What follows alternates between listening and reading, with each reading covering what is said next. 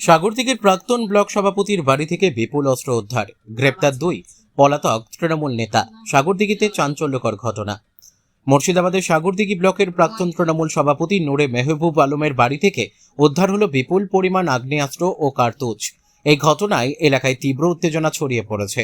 Police ইতিমধ্যেই 2 জনকে গ্রেপ্তার করেছে। তবে ঘটনার পর থেকেই এলাকা ছাড়া অভিযুক্ত প্রাক্তন ব্লক সভাপতি। গোপন সূত্রে খবর পেয়ে নূরে মেহবুব আলমের বাড়িতে তল্লাশি চালানোয় সাগরদিঘি থানার পুলিশ। সেখান থেকে উদ্ধার হয় 1 নলা বিশিষ্ট দেশীয় পাইপগান, 17টি তাজা জীবিত কার্তুজ, 4টি ম্যাগাজিন, একটি 13 ইঞ্চি দৈর্ঘ্যের ধারালো তলোয়ার।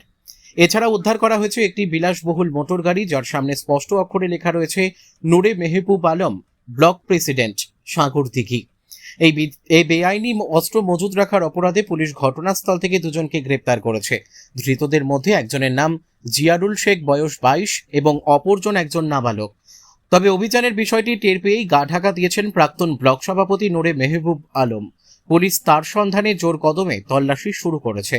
কি উদ্দেশ্যে এই বিপুল পরিমাণ অস্ত্র মজুত করা হয়েছিল, এর পেছনে কোনো বড়সড় নাশকতার ছক ছিল কিনা তা খতিয়ে দেখছে সাগরদিঘি থানার পুলিশ।